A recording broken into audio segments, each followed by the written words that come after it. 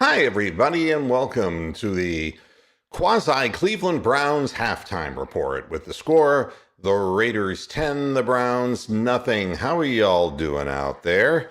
Uh, this is a time when fans will be complaining, will be all upset and bothered. And for me personally, it's just time to shut up, cheer for your team, and be done with it.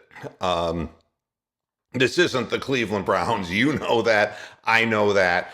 Uh, there is no winning strategy, specifically with a team that has such a large percentage of players unavailable. And as it is, we have a stagnant offense without any wide receivers, without Jarvis Landry. We have no receivers whatsoever. I think you're getting a very good vision of what life with Donovan Peoples-Jones as your number one receiver, just how sorry this thing would look. There's no separation in the secondary that the receivers can get. And this is a very weak Raiders secondary that has been exploited all season long. Um, you know, I can't really sit here and say a whole hell of a lot to you. The Cleveland Browns don't have a chance in this football game. The personnel, you can see what's happening on the field. The defensive tackles have absolutely no ability to stop the run or the pass.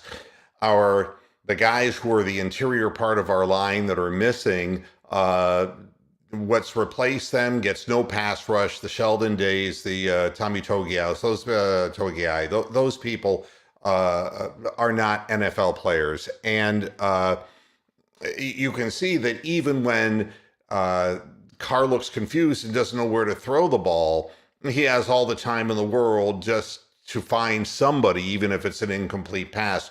You're not going to get any pass pressure whatsoever that way. We're in soft zone coverage for the most part because you saw what happened again on a one-on-one situation where an underthrown ball, I mean, this has been like the repeat message. This time it's MJ Stewart, who we don't expect much more from. But he grabs the guy and gets called with the penalty. And that's should have been a third down conversion that was not made by penalty, but we should have gotten the ball, the punt, if our secondary guy knew how to play. Next is Greedy Williams, who I don't think belongs in the NFL. I don't think that he is capable. It's like a fighter who's lost his heart. The Browns are not flying around on the field and just playing collision football and making people pay. They're playing soft. Some of it is because the guys don't know what they're doing, but part of it with Greedy Williams, I believe, is that he's physically afraid. And look, I'm not saying I blame him, by the way. If I were him, I'd get out. I would find a legitimate job and do it because his shoulder is never going to be right. And the next hit is probably the last one anyway. But on a number of plays in this game, I'm focusing on him and seeing that he is not running toward the ball. He's not pursuing. He's not going after anybody. And he's playing very soft. And, somebody needs help on a gang tackle. He's just like 2 yards watching, 2 yards away watching. And that's just not good enough. As far as Mullins is concerned, he looks nervous. He looks like a guy who's never played in the system before. His delivery is a little bit funny. The ball wobbles a little bit. The last drive was soft coverage, and he at least got the ball to Demetric Felton and a few other people. But you knew that Chase McLaughlin would miss because that's all he's been doing lately. And again, he won't be the kicker next year, and we'll try out somebody else, and he won't be the kicker the year after. Right now, we've had no luck with field goal kickers in Cleveland, and that luck hasn't changed any, that's for sure. What's the point of playing the game? I'm being asked. Well, because it's on the schedule.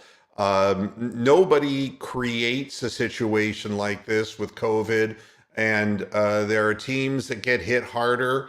I think it's a matter of time until more teams get hit as hard as the Browns are getting hit.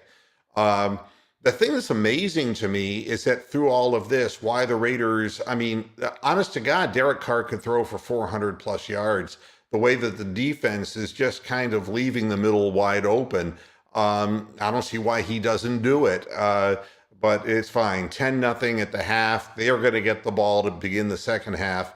Uh, we ask what it is if AVP calls the plays. It's a bad offensive scheme with slow receivers, folks, and it doesn't matter who's calling the plays, or for that matter, I mean, really, who's there for the quarterback to throw to.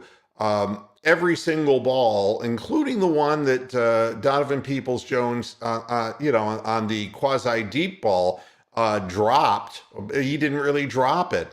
Mullins was hit and didn't get follow through, so the ball was short. He came back, and instead of pulling it in and going out of bounds right away, he seemed to be wanting to maybe make a move and do a little bit more than what he should do, and the guy popped it out of his hands.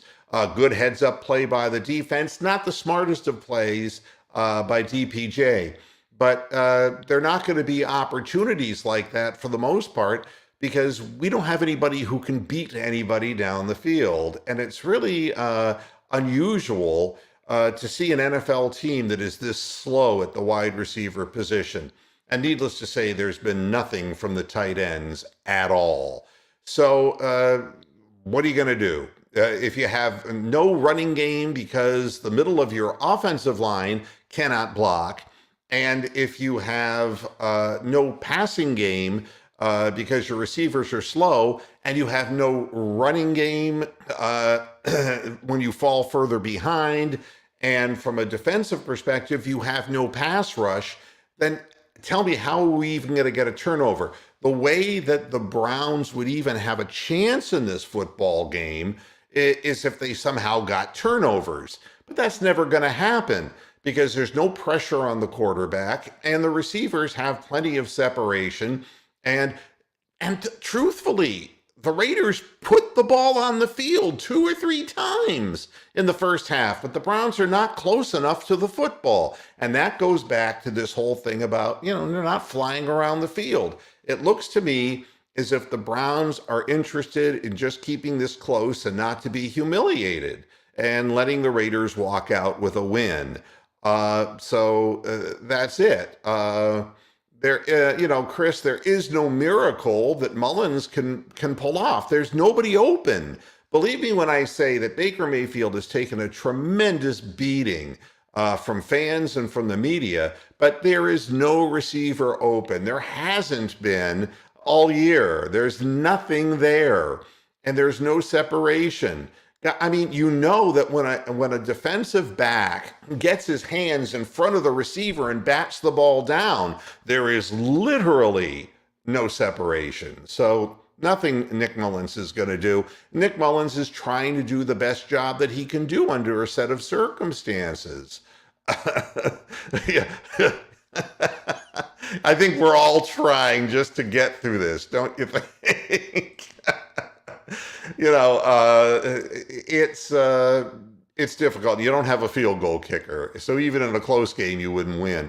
The first one was good, but you knew that was going to be waved off because of a timeout, and they iced him, and it worked because Chase McLaughlin is like so many of the other kickers. He's lost his confidence, and we've seen that in Cleveland often enough to recognize it. No point in throwing statistics at you, because there's really no statistics to talk about. There's nowhere for Nick Chubb to run. In the beginning of the game, shifting all your offensive linemen and your tight ends over like to the left side and then trying to run it naked to the right. What were they thinking? That's a 7-yard loss. And, again, if it would have been Stefanski calling the play, we'd go, fucking Stefanski again. But it's AVP. It doesn't matter what he has to choose from. It's bogus. The system is broken, and the players don't have any ability at the wide receiver position to stretch the field. So the running game becomes no threat when you can load the box. And it doesn't matter who the quarterback is.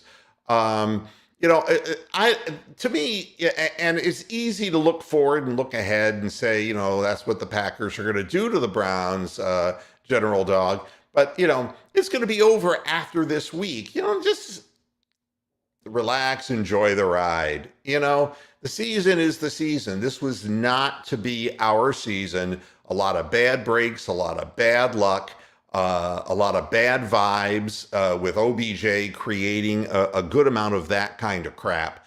A lot of bad vibes from the press and from Cleveland fans themselves who hate Baker Mayfield.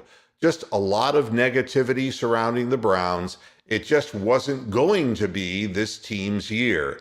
And until somehow attitude adjustments amongst fans, amongst the media, and until the team, the front office, starts drafting qualified, speedy people to open the field downfield, I don't know why you picked the quarterback, number one, if you got an offense that just doesn't and can't throw the ball down the field. So that's what I can tell you. The fact that the Browns are even in the race at this point of this year is surprising. That would be the way that I put it. And it's mainly because everybody else has kind of come down to the Browns level. It's like the division, nobody wants to win. And, but I don't hold anybody really accountable for today except more bad luck.